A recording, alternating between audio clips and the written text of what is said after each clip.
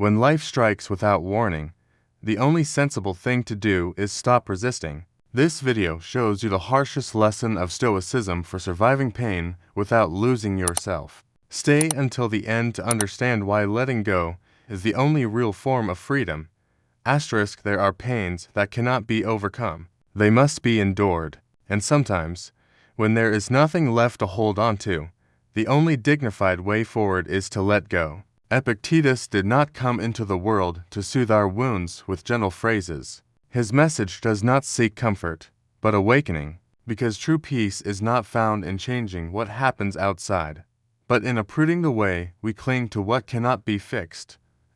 Most people live with a constant desire for things to go well, but pain hurts. Loss is loss, and that is non-negotiable. Epictetus understood that suffering does not come from events themselves, but from the judgment we place upon them. Losing someone is not what destroys us. Believing that we should not have lost them is. Fighting life as if it were a mistake, as if it could be corrected through complaints or regret. Pain is not optional, but living as its slave is. Every time something affects us, it is because deep down we believed it belonged to us. The problem was never the loss, but the idea of ownership, of control, of permanence. We love with the expectation that it will last. We work with the illusion that it will pay off. We care for our bodies hoping they will not deteriorate. But reality is different. Everything changes. Everything leaves. Everything dies. Epictetus called this the trap of attachment, and the solution was brutally clear.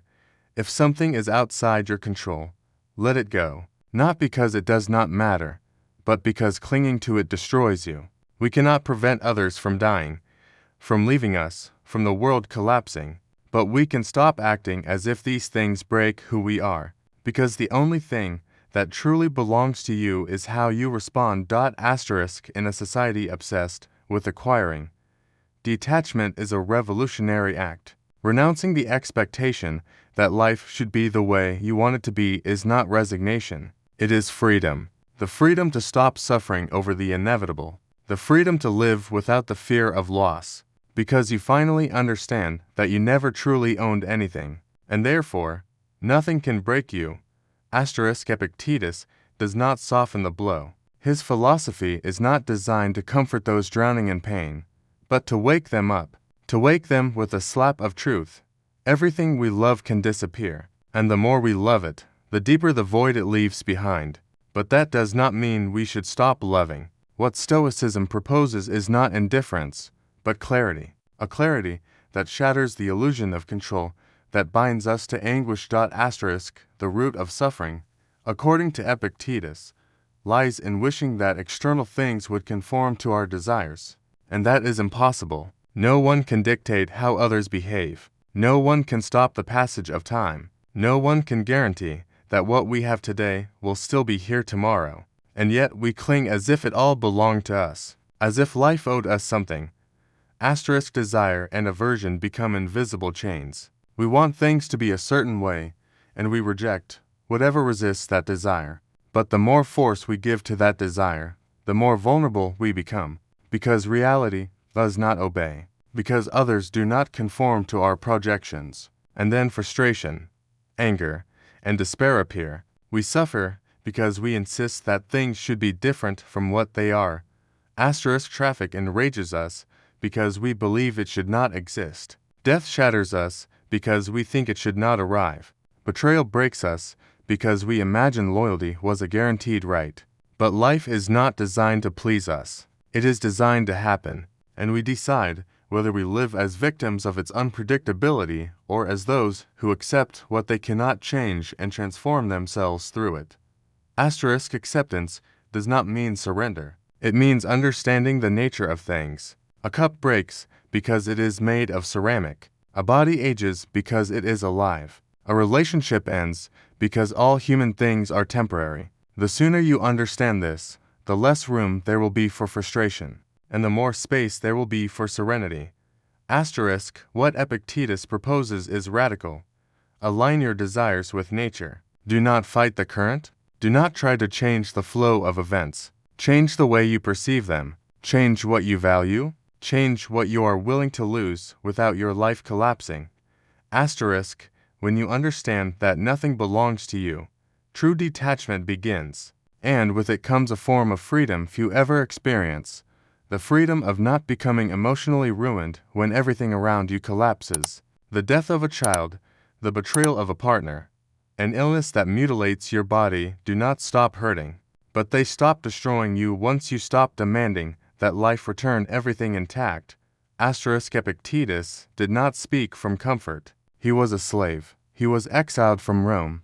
He lived firsthand what it means to lose control over the external world. And yet he built a philosophy in which true strength is not found in dominating what surrounds you, but in governing yourself, not with rigidity, but with awareness, not with coldness, but with emotional maturity.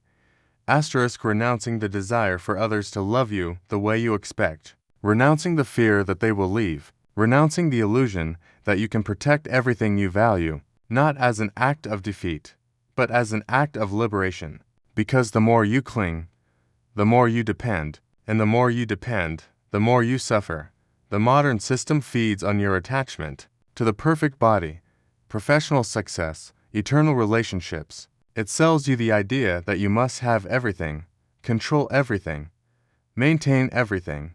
But this chains you to a cycle of anxiety, frustration, and guilt. Nothing you consume will give you peace if you do not dismantle the mental structure that makes you believe you are failing when life does not obey your plans.